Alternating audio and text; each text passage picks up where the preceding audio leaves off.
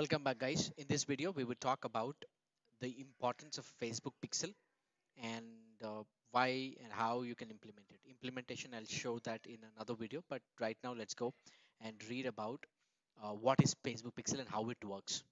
What is Facebook Pixel and how it works? So, jump with me as I take you through.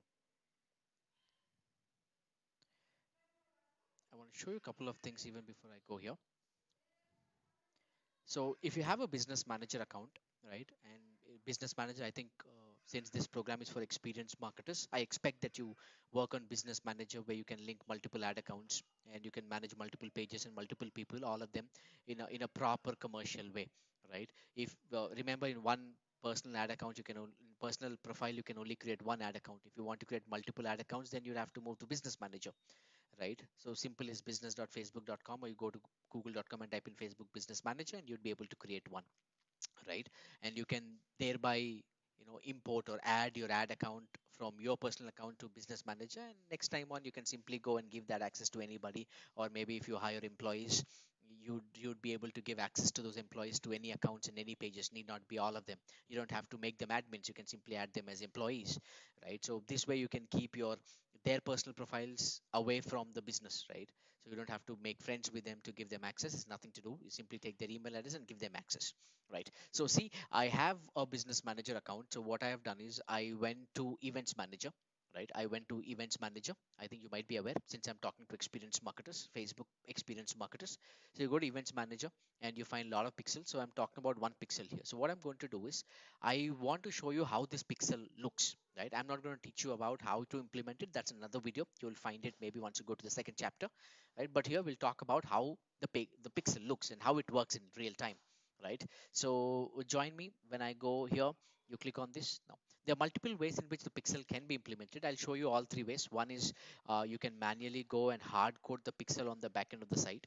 For that you need to have access to the backend where you can go and manipulate the backend code. Or Facebook even allows you, if you have a CMS, right? For example, if you have a WordPress, or if you have a Shopify, there is integration already done from the backend, so you can simply go follow the integration steps and you can implement your Facebook pixel on the website. Or the third thing is, you can go to the FTP, or if you're using a SiteGround hosting, SiteGround gives you another option where you can write a different function, and in the backend of the child theme of the SiteGround, right? So you can put that code there also. But right now we'll only discuss about two ways. One is the manual code where you go and put that on the backend, and second thing is the partner integration. Third one is through GTM, and fourth one is through SiteGround. But we're not talking about that. I'm talking about what is pixel and how it looks and how does it work. So you see, I want to show you how that looks. So if you go to add manually, you click on copy code. The pixel is copied. So I will show you that pixel so you'll have a basic idea. So I come here. I've already pasted the pixel, but just to show you, what I'm going to do is I remove it and I add the pixel. So this is the pixel code that you see, right? So when Facebook tells you, hey, you have to place something on your website, right? So through which I can really track who's coming to your site. Now let's understand first thing.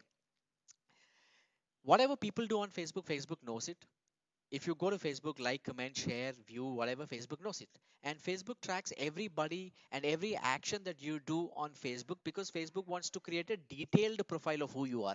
Based on the detailed profile of what Facebook thinks you are, ads will be served to you, right? See, remember, the motto of Facebook is to make sure that you have good experience. Not just good experience, you'll get value addition to the users, value addition to the business, right? For that, Facebook wants to track every little action that a user do so that they can target right ads to right people, so that value will be maximized as you spend time on Facebook, right? But think this. So when people interact with something on my page, or they saw the ad, they click on the ad. When they click on the ad, what will happen is they leave Facebook and come to my website or your website. Now think, when people leave Facebook and come to your site, how will Facebook track that user? Facebook have no control of your website. Whatever users do on Facebook, Facebook can well track them because that is their property. But once people leave Facebook and come to my site, how in the world will Facebook know what they've done on my site, whether they converted? Right. See, there are something called macro conversions and micro conversions. It is your responsibility to track them. Prashant, I'm tracking macro conversions, which is a purchase or a sign up, right? But it is your duty to inform Facebook as well, because that is how Facebook will become more effective. See, you can't just use Facebook targeting and say, hey, Facebook, I want to use your regular targeting options that you give me. No, that is not how Facebook ads work. The real power of Facebook is in its machine learning algorithm. But unless you tell Facebook, hey, Facebook, these are the kind of users I want. You see, this person clicked on a button. I want these kind of people. You see, these people went to 4 pages. I want to track these kind of people. I want to show ads to these kind of people. Prashant, you see, this person came to my website 4 times. I want to show ads to these kind of people. Hey, see, this person purchased, not just purchased, but this person purchased a value worth of 10,000 rupees. So I want you to find these kind of people. So unless you train Facebook, how will that happen? That will happen only when you communicate to Facebook servers, Facebook's data collection service in the form of pixel. So this is the pixel, this is a JavaScript code, and Facebook says this code has to be placed in the head section. It has to be placed in the head section. Why? Remember, if you talk about a web, let me go to one website. So imagine you go to my website. What you see is a visual representation of the code, right? But on the backend, it's purely a code. So when a user comes to my website, the browser gets a request from the user. The browser gets a request from the user, and browser tries to make an HTTP header request to the server.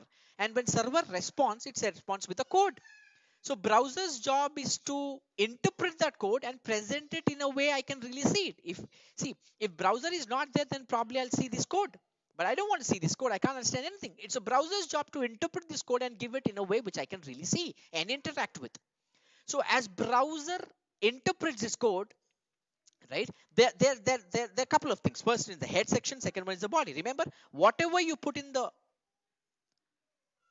one second, the header and the body.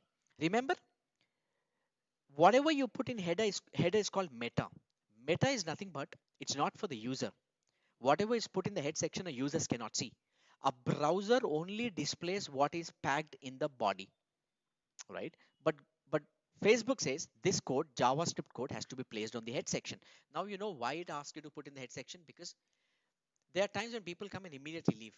If you put it in the body, by the time the Facebook pixel loads, people leave. Those people are not tracked.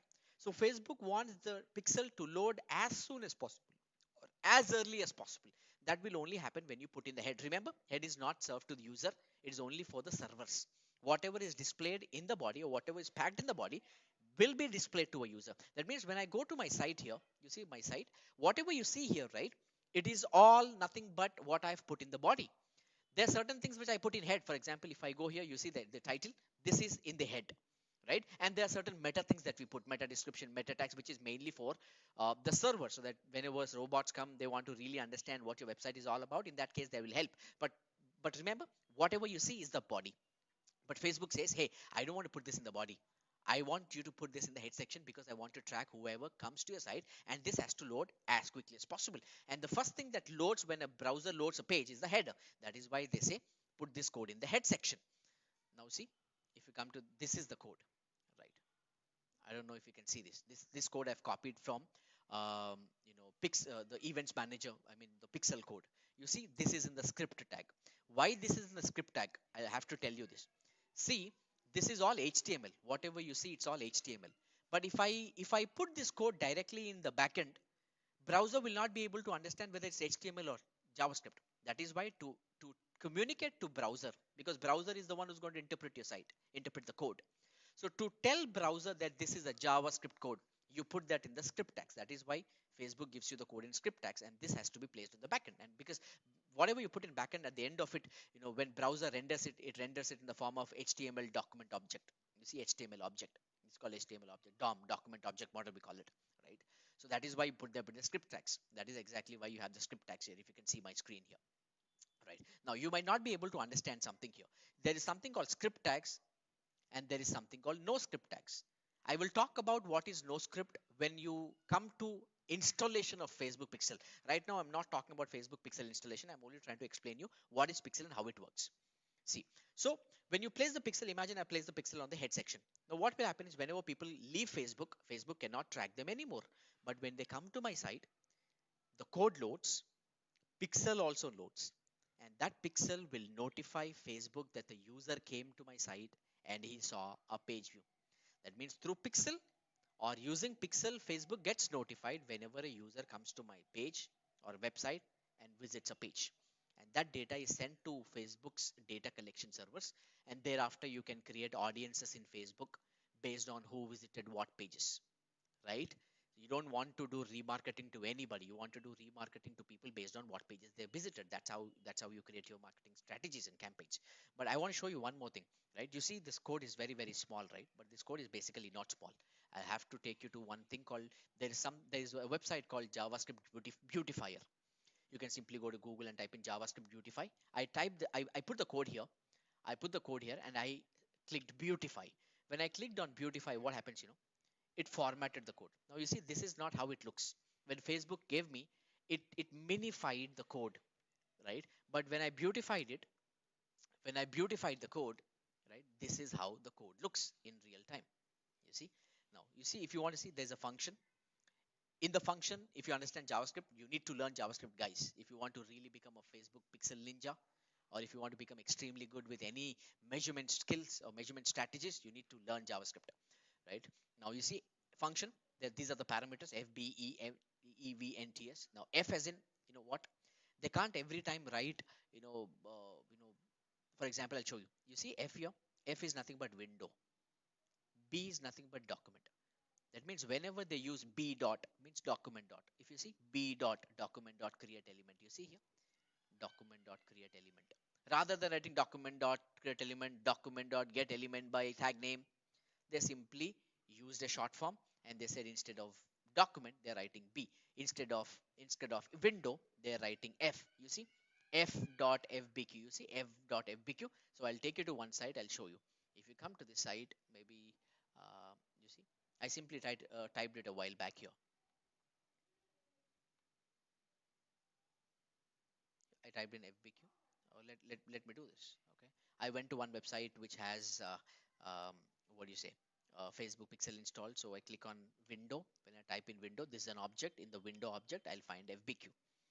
I want to show you that. One second. If you can bear with me. There is something called FBQ. You see FBQ. How is it coming? Because they're all pushed by the Facebook Pixel. You see F as in window. Right now you see script is nothing but E. Now when you talk about E, here E means, where is E? Let's show you one moment.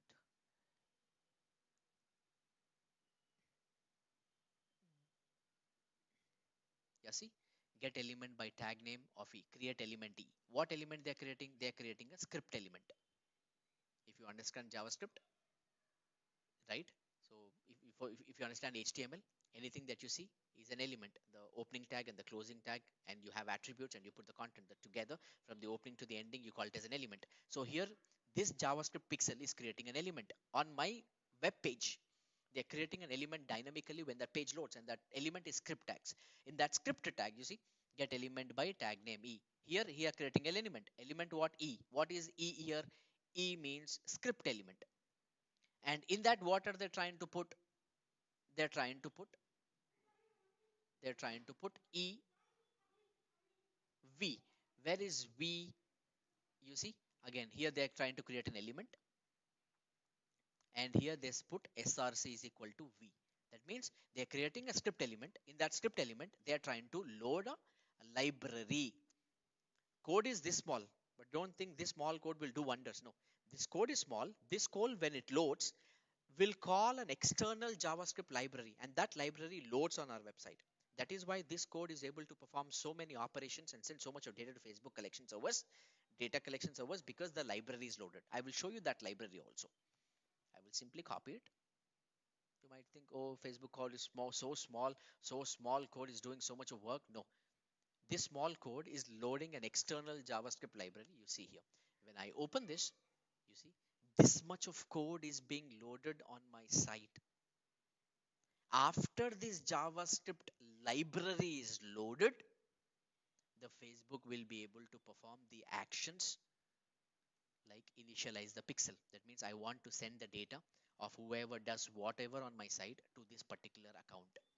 And we are sending this page view. We'll learn extensively about this as I go to the implementation of standard events and custom events. I hope you at least get this right. So So whenever Pixel loads, they load an external JavaScript library, and that library is loading another big code. Because of that, the Facebook Pixel is doing whatever it's doing on my side, right? So I hope you have knowledge about why Pixel is important. Whenever people leave Facebook and come to my site, they have no clue of what users are doing. It is my responsibility because unless I send that data to Facebook, Facebook will not be able to find those kind of people. Example, if people come to my site and watch a video of for 10 or 20 seconds or 1 minute, if I don't track those people, right, how will Facebook be able to find people who are similar to those kind of people? If I only send Facebook that data, then I can tell Facebook, remember I sent you that data. I want you to find more of those kind of people.